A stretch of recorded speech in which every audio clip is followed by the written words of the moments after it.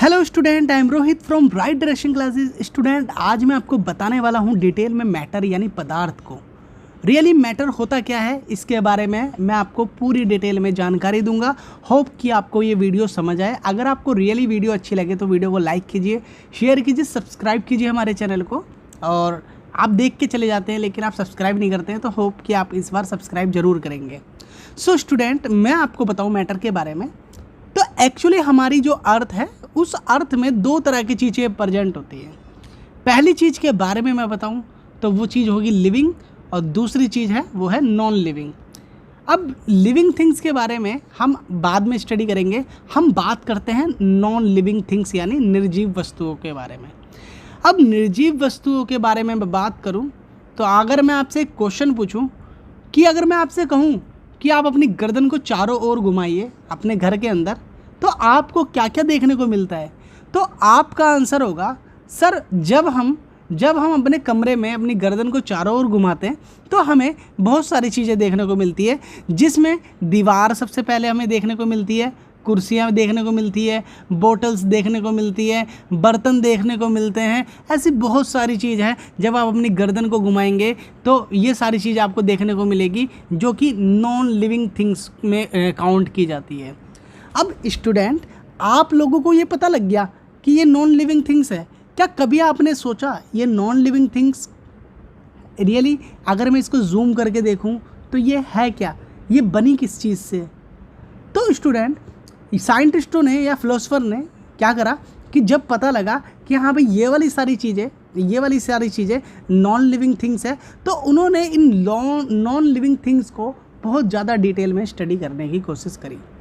तो अगर मैंने आपसे बोला कि आप अपने गर्दन को चारों ओर घुमाइए, तो आपने बोला जी हाँ घुमाया, हमें ये सारी चीज़ें देखने को मिली। अब एक क्वेश्चन अगर आपसे कोई पूछ ले कि ये सारी चीज़ें किससे मिलके बनी है, तो आप सोचेंगे यार ये है बहुत छोटे छोटे पार्टिकल से मिलके बनी है। आपके मन में यह आएगा कि सर ये सारी चीज़ें बहुत छोटे छोटे पार्टिकल से मिलके बनी है। उन्हीं पार्टिकल को हम मैटर्स बोलते हैं। मैटर क्या होता है? जितने भी हमारे आसपास के, जब हम अपनी चीज़ों को देखते हैं, दीवार, कुर्सी वगैरह वगैरह, ऐसी बहुत सारी चीज़ें, वो सभी मैटर से मिलके बनी है। तो आपको पता तो लग गया निर्जीव चीज़ें मैटर से मिलके बनी है। रियली मैटर के बारे में सर और बताओ, मैटर होता क्या है? मैटर के बारे में हम कैसे पता लगा पाएंगे कि कोई भी चीज़ जो है वो मैटर है या नहीं है? तो मैटर के बारे में अगर मैं स्टडी कराऊँ तो मैटर के बारे में ये कुछ लाइनें मैंने आपके सामने लिखी है, आप देखें, पढ़ें और मैं आपको समझाता हूँ। इसमें क्या है? Matter is that it refer to anything, यानी हर वो चीज़ मैटर होगी, हर वो चीज़ आपकी वस्तु होगी, या मैटर यानी पदार्थ होगी। हर वो चीज़ आपकी पदार्थ होगी जो मास, जिसका कुछ ना कुछ मास होगा और जो स्पेस को ऑक्यूपाई करती है। मैटर की ये एक सबसे बड़ी कंडीशन होती है कि हर वो चीज़ मैटर कहलाई जाएगी जो जगह घेरती हो और जिसका कुछ ना कुछ मास हो। अब मास के बारे में आप लोगों को कन्फ्यूज़न हो रही होगी, सर ये मास तो समझ नहीं आ रहा, मास के बारे में आप हमें बताना इस वीडियो में। तो मैं आगे आपको मास के बारे में और डिटेल में स्टडी कराऊंगा, ठीक है? यानी आपको एग्जाम्पल अगर मैं देखूं, सर ये वाली डेफिनेशन अप्लाई करके दिखाओ, तो मैंने अप्लाई करी। जैसे मैंने बोला कि ये क्या है, ये दीवारें हैं। अब ये दीवारें किससे मिलके बनी है? ये दीवारें मिलके बनी है ईंट से। किससे मिलके बनी है? ईंट। तो मैं मान के चलूँ ना, तो इस दीवार के लिए जो ईंट है वो एक मैटर का एग्जाम्पल बन सकती है कि ईंट जो है ये मैटर है, और बहुत सारे मैटर से मिलके ये दीवार बन गई है। मैटर से कोई भी सारी चीज़ें मिलके मैटर से कोई चीज़ बनती है, आपकी कोई सब्सटेंस बनता है आपका, ठीक है? अब भैया ये कुर्सी के बारे में बताओ। सर ये कुर्सी भी बहुत छोटे छोटे पार्टिकल से मिलके बनी है और इनका कुछ ना कुछ मास होता है। और देखो दूसरी कंडीशन, जगह भी, स्पेस भी घेरती है। ये देखो कुर्सी ने इतनी जगह को, स्पेस को घेरा। तो और ये भैया बोतल भी मैटर से मिलके बनी है, क्योंकि बोतल भी स्पेस घेरती है। यानी कहने का मतलब ये है, ये दोनों कंडीशन को आप चेक करेंगे, ये वाली, कि उसके कोई भी ऐसा ऑब्जेक्ट जिसमें मास होता हो और जो जगह घेरती हो, तो उसे हम मैटर बोलते हैं। अब क्या होता है, सिंपली अगर मैं आपको बताऊं, एक सेकंड, अगर मैं आपको बताऊं कि in simple term matter is everything around us that can touch, feel, interact with physically. दूसरी चीज़ अगर मैं सिंपल वर्ड में बोलूं तो हर वो चीज़ मैटर होती है जिसको हम छू सकें, जिसको हम छू सकें, जिसको हम महसूस कर सकें, जिससे हम इंटरेक्ट कर सकें फिजिकली की, ठीक है, यानी जिसको मैं फिजिकली टच कर सकूं, फील कर सकूं और इंटरेक्ट कर सकूं, तो हर वो चीज़ मैटर रहेगी। ऐसे आप अपने अराउंड में अगर ये सारी चीज़ें कर पा रहे हैं, यानी वो वाली चीज़ जो है वो मैटर होती है, ठीक है स्टूडेंट। तो हर वो चीज़ मैटर कहलाई जाएगी जिसको आप छू सकें, जिसको आप फील कर सकें, जिससे आप फिजिकली इंटरेक्ट कर सकें। सो होप कि स्टूडेंट आपको अभी समझ आ रहा होगा। तो ये मैटर है। अब मैटर क्या होता है? It include both visible and visible substance like solid object, liquid and gas. आप क्या करते हैं, मैटर को आप विजिबली भी जो मैटर होते हैं आप उसको विजिबली भी महसूस कर सकते हैं। विजिबली यानी वो आपको दिखेंगे, जैसे लकड़ी हो गई, आपके अराउंड में बोतल हो गई, आपके अराउंड में चार्जर हो गया, फ़ोन हो गया, ये सब क्या है, ये भी मैटर में ही इंक्लूड होते हैं। अब मैटर में चाहे वो लिक्विड फॉर्म हो या गैस फॉर्म हो या जो आपकी सॉलिड फॉर्म हो, ये सब चीज़ इंक्लूड होती है मैटर के अंदर, विजिबल स्टेट में, ठीक है। और सर जो मैटर होता है, आपका मन में क्वेश्चन आ रहा होगा, सर जो ये मैटर होता है, सर मैटर इनविजिबल भी होता है। मैंने कहा मैटर इनविजिबल तो सोचना पड़ेगा। मैंने कहा हाँ मैटर इनविजिबल भी होता है। इनविजिबल कैसे? कि सर जो गैसेस की फॉर्म होती है उसको हम देख तो नहीं सकते, गैस जो होती है। मैंने बोला हाँ गैस को हम देख तो नहीं सकते, लेकिन इसको हम फील कर सकते हैं, गैस को हम फील कर सकते हैं, फिजिकली फील कर सकते हैं इसको। तो सर क्या गैस मैटर हो सकती है? मैंने बोला बिल्कुल मैटर होएगी, क्योंकि हम जब भी एग्जाम्पल मैं आपको देता हूँ, हम जब भी बाहर से सिलेंडर खरीदते हैं तो सिलेंडर का अगर नॉर्मल वेट बोलूँ विदाउट गैस तो उसका 14 kg अराउंड होता है, लेकिन जब हम उससे सिलेंडर भरा हुआ लेते हैं तो उसमें 30 kg होता है। यानी उसके अंदर गैस ने जगह घेरी हुई थी और उसमें गैस में मास था, तभी तो उसमें वेट फील हो रहा है। तो स्टूडेंट, तो गैस की फॉर्म जो होती है वो होती इनविजिबल है, लेकिन इंक्लूड होती है मैटर के अंदर ही, ठीक है स्टूडेंट। अब आपके मन में सबसे पहला क्वेश्चन आ रहा होगा, सर बताएं मास के बारे में बताएं, क्योंकि मास हमें बहुत कंफ्यूज कर रहा है। मैंने कहा हाँ जी, मास के बारे में मैं आपको बताता हूँ। तो मास के बारे में अगर मैं डिटेल में बताऊँ, ज़्यादा डिटेल में नहीं बात करूँगा, क्योंकि अभी मैंने ये केमिस्ट्री को बिल्कुल जीरो से स्टार्ट कर रहा हूँ। केमिस्ट्री को हर एक चीज़ डिटेल में बताऊंगा। अगर आपकी केमिस्ट्री रियली कमज़ोर है तो आप हमारे चैनल को सब्सक्राइब कीजिए, और मैं आपको बताऊंगा, मैं आपको एश्योरिटी दिलाता हूं कि 100% आपको रिजल्ट मिलेगा यहाँ से। सो स्टूडेंट, यहाँ पर क्या बताया मास के बारे में। इन केमिस्ट्री में mass refer to quantity of the matter in the substance और ऑब्जेक्ट। कहने का मतलब यह है किसी भी ऑब्जेक्ट के अंदर, जैसे माना ये एक ऑब्जेक्ट है, अब ये ऑब्जेक्ट है, ये ऑब्जेक्ट कितने पार्टिकल से मिलके बना है, ये ऑब्जेक्ट कितने पार्टिकल से मिलके बना है, तो मास इस क्वांटिटी को रिप्रेजेंट कर रहा है। मास क्या होता है? Mass refer to quantity of matter. किसी भी ऑब्जेक्ट में कितनी क्वांटिटी है मैटर की, उस चीज़ को हम मास बोलते हैं। मास का मतलब कोई भी ऑब्जेक्ट कितनी क्वांटिटी से मिलके बना हुआ है। हो सकता है ये आयरन का एक एटम है, आयरन का जैसे मान लेते हैं ये आयरन का कोई एलिमेंट है, तो ये क्या हुआ, ये कितने छोटे छोटे पार्टिकल से मिलके बना है। ये दूसरा एग्जांपल मान लेते हैं, आपकी कुर्सी है। अब ये कुर्सी है, कुर्सी बहुत छोटे छोटे पार्टिकल से मिलके बनी है। हो सकता है बहुत बिलियन पार्टिकल हो, ये मुझे एक्चुअली काउंटेबल तो मैंने नहीं किया है ना हो सकता है काउंटेबल, लेकिन ऐसा मान लिया जाता है कि ये कुर्सी है, कुर्सी बहुत ज़्यादा छोटे छोटे पार्टिकल से मिलके बनी है।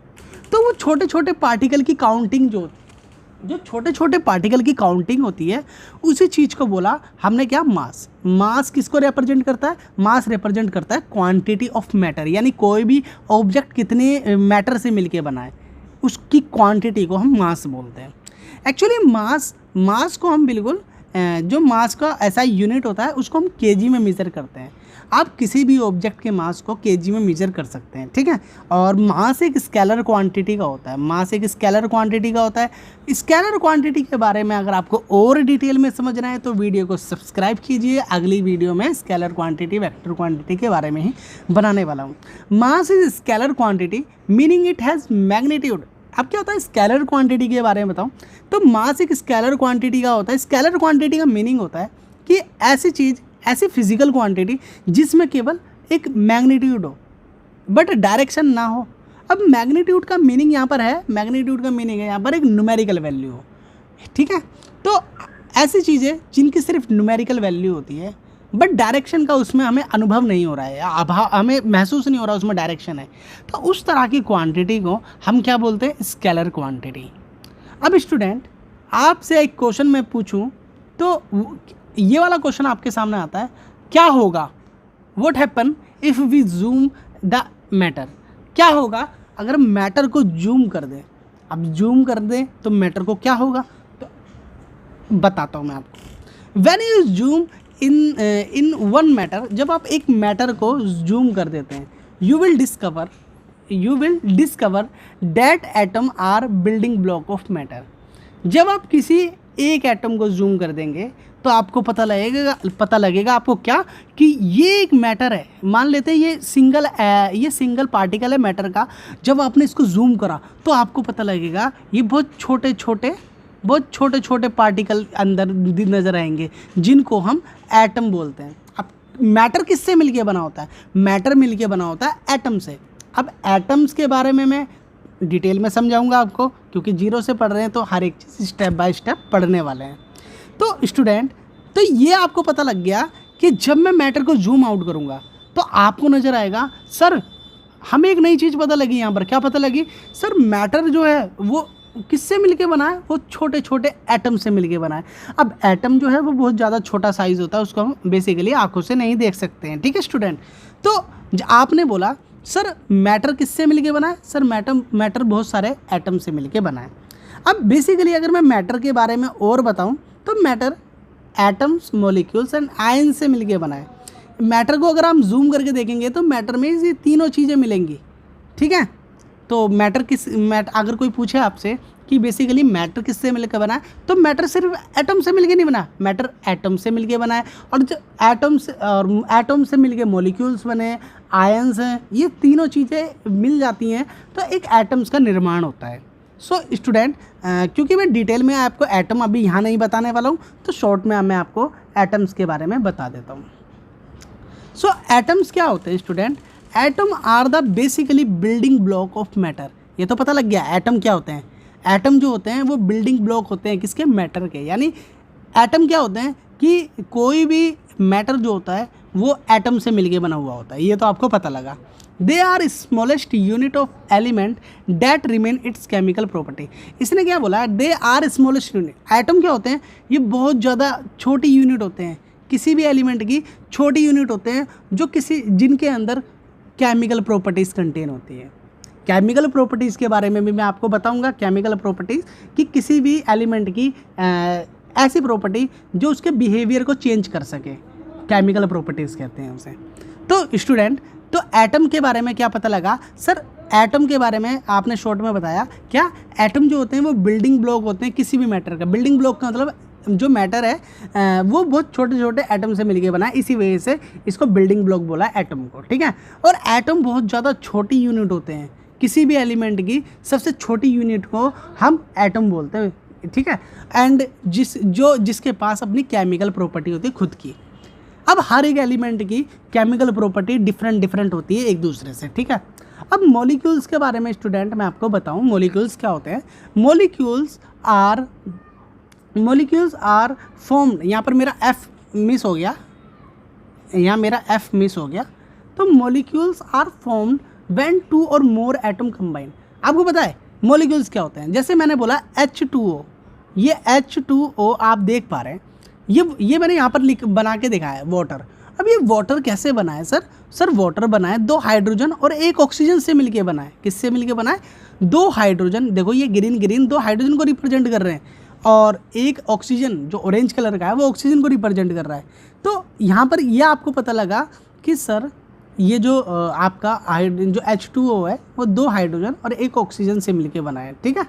अब सर ये समझ नहीं आया, थोड़ा और बताओ। तो मैंने बोला मॉलिक्यूल्स, हर वो चीज़ मॉलिक्यूल्स होती है जो 2 या 2 से ज़्यादा एटम से मिलके बनती है, ठीक है। जो वाटर एक एग्जांपल है आपका किसका, मॉलिक्यूल्स का। आप CO2 भी ले सकते हैं, है ना, CO2 का भी एग्जांपल आप इसमें एज अ मॉलिक्यूल से ले सकते हैं। तो मॉलिक्यूल्स बस इतना होता है कि जब 2 एटम कंबाइन हो जाते हैं तो एक मॉलिक्यूल्स का निर्माण करते हैं। अब ये O2 जो होता है ऑक्सीजन, ये एक मॉलिक्यूल का एग्जांपल है। ये किसका एग्जांपल है, 2 ऑक्सीजन इसमें कंबाइन हो गए सर, ठीक है। मॉलिक्यूल होते हैं जब दो एटम्स कंबाइन हो जाते हैं, है ना, सिंगल फॉर्म बना के देते हैं, तो उनको हम मॉलिक्यूल्स बोलते हैं। अब आयंस के बारे में स्टूडेंट मैं आपको बताता हूँ। आयंस रियली होते क्या है? आयंस के बारे में अगर मैं डिटेल में आपको बताऊँ तो ions are charge particle that form when atom gain or loss electron. अब क्या होते हैं, आप अपने अराउंड जितने भी ऑब्जेक्ट्स को देखते हैं वो क्या होते हैं, वो मिलके बने होते हैं मैटर से। और मैटर किससे मिलके बने होते हैं? एटम से। और हर एक एटम के अंदर चार्ज पार्टिकल्स होते हैं। हर एक एटम के अंदर चार्ज पार्टिकल हो सकते हैं। हो सकता है वो पॉजिटिव चार्ज पार्टिकल हो, प्रोटॉन, हो सकता है वो नेगेटिव चार्ज पार्टिकल हो, इलेक्ट्रॉन, ठीक है। और ये आयंस बेसिकली आयंस होते हैं, ये आयंस गेन्स और लूज भी किया जा सकता है किसी भी एटम से, ठीक है। एटम्स में इलेक्ट्रॉन को लूज और गेन किया जा सकता है। वो आप जब मैं आपको मेटल नॉन मेटल का चैप्टर पढ़ाऊंगा तो आपको ये सारी चीज़ डिटेल में पता लगने वाली हैं। तो स्टूडेंट अब मैं आपके सामने कुछ क्वेश्चन रखता हूँ, आप मेरे को कमेंट करके बताना कि ऐसा ये जो क्वेश्चन है क्या आपको इसका आंसर पता है या नहीं पता है। अगर मैं बोलूँ क्या कोई मैटर है कि किसी के पास मास हो पर वो स्पेस ना घेरता हो? तो स्टूडेंट अगर आपको डिटेल में और नॉलेज है तो आप मेरे को कमेंट करके बताओ ताकि मैं आपकी नॉलेज को इस्तेमाल कर सकूं। तो स्टूडेंट ये मैंने पूछा है कि कोई ऐसा मैटर बता दो, कोई भी ऐसा मैटर जिसके पास केवल खुद का मास हो बट वो स्पेस ना घेरता हो। अब दूसरा एग्जांपल है क्या जो स्मेल होती है, जो हम स्मेल फील करते हैं, जैसे कि परफ्यूम की स्मेल हो गई, खाने की स्मेल हो गई, क्या ये सारी चीज़ें मैटर होती है क्या? देखो कितना बढ़िया क्वेश्चन पूछा मैंने आपसे, क्या ये सारी चीज़ें मैटर होती है? तो आप इसको कमेंट में करके बताएं आप मेरे को, है ना। तो फिर मैं अगली वीडियो जो बनाऊंगा वो स्मेल के ऊपर ही बना दूंगा। अब स्टूडेंट क्योंकि ये मेरे को बनाने में, ये वीडियो बनाने में देखो ये कम से कम 17 मिनट की वीडियो है ना, और इसको प्रिपेयर करने में मेरे को काफ़ी समय लगा है। अगर आप मेरे को रियली सपोर्ट करना चाहते हो तो चैनल को सब्सक्राइब कीजिए